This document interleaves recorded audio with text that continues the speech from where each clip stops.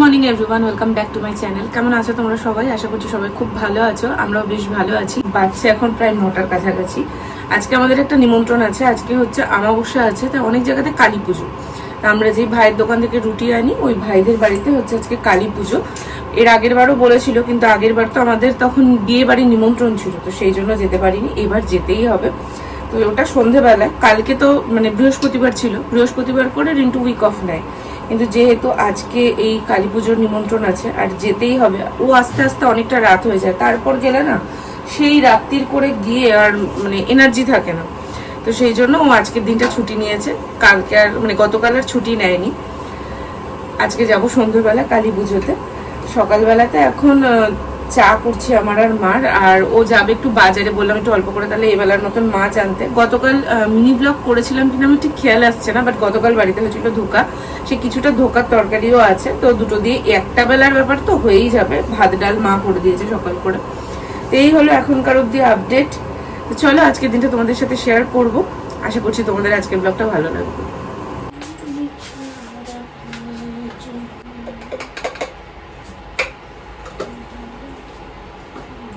বিয়ের পর থেকেই সকাল করে খুব একটা আমার এ বাড়িতে চা খাওয়া হয় না। আসলে আমার চা খাওয়াটা মনে হয় শান্তি করে বসে খাবো, আর যেহেতু সকালবেলা কাজের তাড়াহুড়ো থাকে তো খাওয়া হয় না। আজকে মা বললো চা খাবে, সেই জন্যই চাটা বানালাম।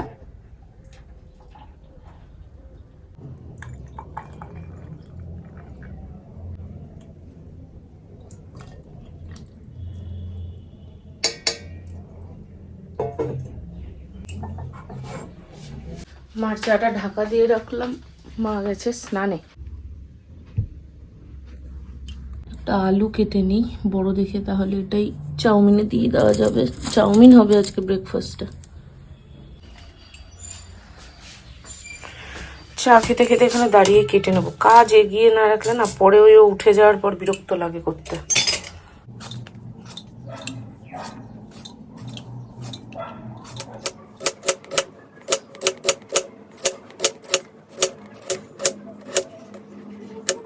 ওকে যেহেতু বাজারে যেতে হবে, তাই জন্য আজকে একটু তাড়াতাড়ি ডেকে দিয়েছি। তাড়াতাড়ি বলতে এখন 10টা বাজছে, আর উঠে দেখি ও বিছানাটা গুছিয়ে দিচ্ছে।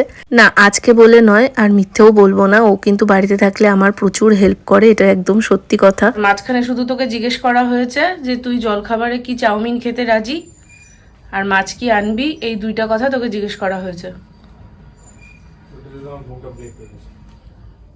তোর ঘুম এবার ব্রেক আমি করব, তুই আয়।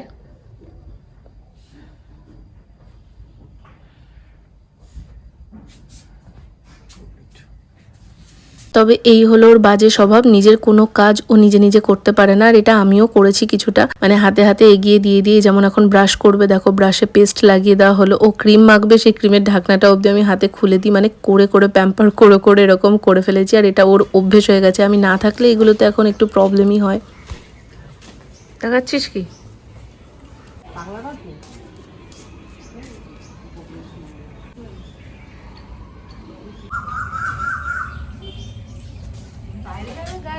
তখন সোয়েটার রাখা যায় না মনে হয়।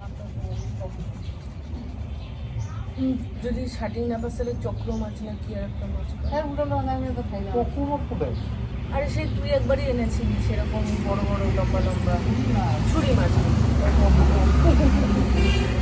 আমাদের এই উঠোনে এত সুন্দর রোদ পড়ে, পুরো উঠোনটাতে রোদ, প্লাস আমার ঘরে আর একটু বেলা আসলেই দেখবে কি সুন্দর রোদ আসে। আর বহরমপুরে এই বাড়িতে যদি আমি এখন শীতকালের সময় যাই, সামনে তো চীনের প্রাচীর তুলে দিয়েছে, এটা আলাদাই কথা। ঘরে একটা ফোঁটা রোদ নেই, মানে পুরো মনে হয় না অন্ধকূপের মধ্যে।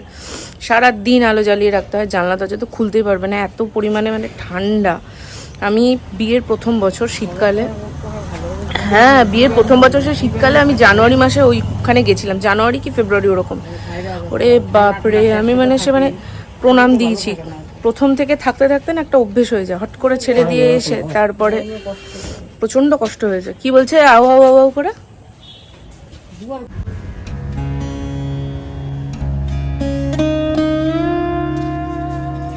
বাচ্চা পুরোপুরি 10টা হয়ে যাবে এখন।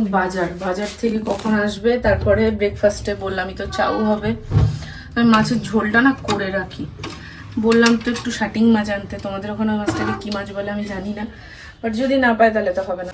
এখানে মশলা আমি করে নিয়েছি, মশলা কমপ্লিট।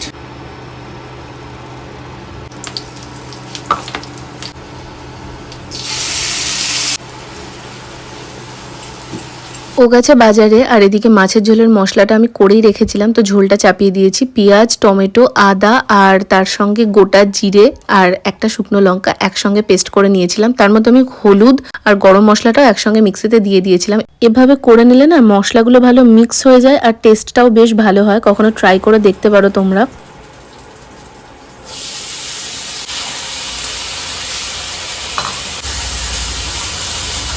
এত যন্ত্রণা ভাবতে পারবে না। আমি ভাবলাম প্রথমে মাছের ঝোলটা করে নেবো, ও যেহেতু একবারেই আনবে, প্রথমে মাছের ঝোলটা করে নেবো, তারপরে চাউমিন করবো। এখন শুনছো আগে চাউমিন নিয়ে আসবে, তারপরে মাছের ঝোল হবে। আমি মাছের ঝোলের ঝোলটা করবো বলে চাপিয়ে দিয়েছিলাম, আবার সেই মাছের ঝোলের মশলা কষিয়ে রেখে সাইডে নামিয়ে রেখে কড়াই ধুয়ে নিয়ে এসে আবার এখন চাউমিনের প্রিপারেশন স্টার্ট করেছি। মানে প্ল্যানের কোনো ঠিকই নেই, এবং অশান্তি হবে, মানে এগুলো কাজ বাড়ে আর কিছু না।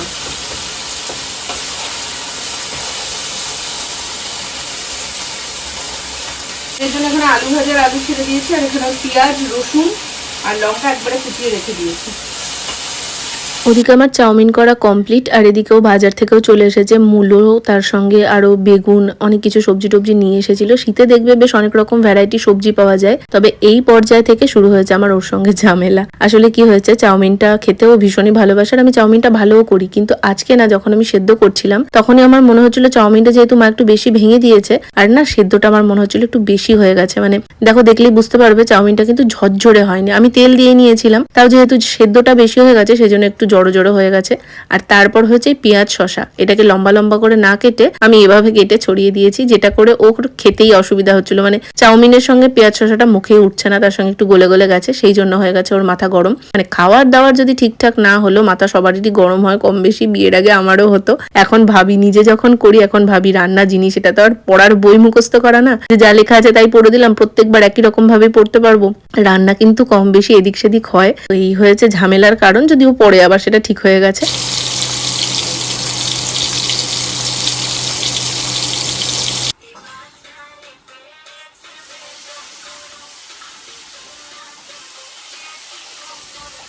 রাগের এই পর্যায়ে বিরহে আমি এ ঘরে এসে বসেছিলাম, তো একটা পার্সেল আজকে আসবে, সেটাই আমাকে দেখাতে এসেছিল। তার সাথে একটা মাছ ভাজা নিয়ে এসছে, দুজন মিলে মাছ ভাজা খেলাম, আবার ওই নাচানাচি করছিলাম, এই সমস্ত। মানে ওই ঝামেলা হয় আবার পরক্ষণে ঠিক হয়ে যায়। আমাদের ঝামেলা হলে ওই জন্য কেউ এখন আর পাত্তাই দেয় না। যাই হোক, স্নান টান করে নিয়েছি, সুন্দরী কমলা সেজে চলো এখন খাওয়া দাওয়া করা যাক। আর সেদিন দুপুর থেকে শুরু হয়েছে আমার হঠাৎ করে প্রচন্ড পেটে ব্যথা, তার সঙ্গে চেস্ট পেন, কি জানি হঠাৎ করে গ্যাসের ব্যথা শুরু হয়েছে। তো আমি তো কিছুতেই খাবো না, তবে ও জোর করাতে ওই ভাত অল্প কটা খেয়েছি একটা মাছ দিয়ে। তারপরে এসে এখানে ওয়েব সিরিজ দেখছিলাম, আর ভাতটা খাওয়ার পর কিন্তু ব্যথাটা আমার সত্যি কথা বলতে কমেও গেছিল। কেন আমার জিনিসগুলো কেন বল তুই, আমার জিনিসগুলো কেন নিস তুই?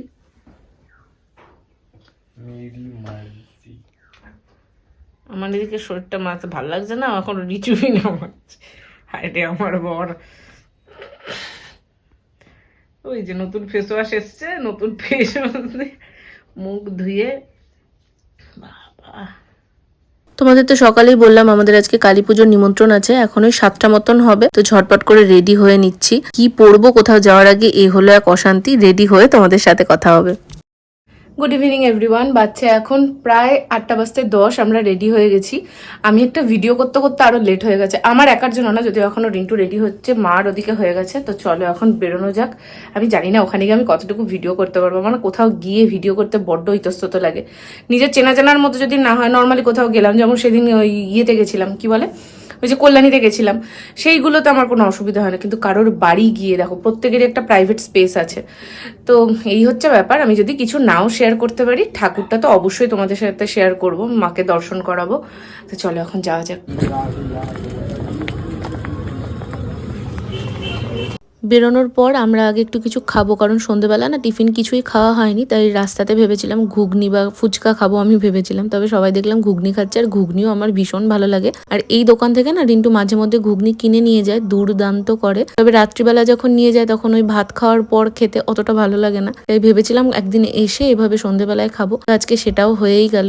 খেয়ে এরপর পুজোর জন্য একটু প্রসাদ নিলাম, আর তারপর চলো কালী পুজোর ওখানে যাওয়া যাক।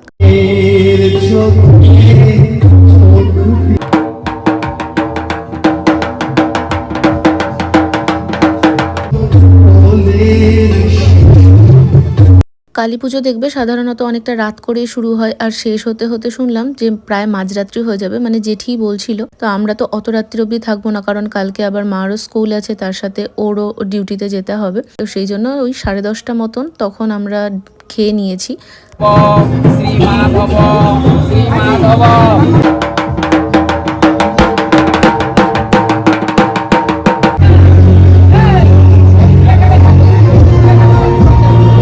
আজকের ব্লগটা তাহলে এখানেই শেষ করছি। ব্লগটা কেমন লাগলো অবশ্যই একটা কমেন্টে জানিও। দেখা হবে খুব শিগগিরই নতুন ভিডিওতে। আজকের মতন টাটা।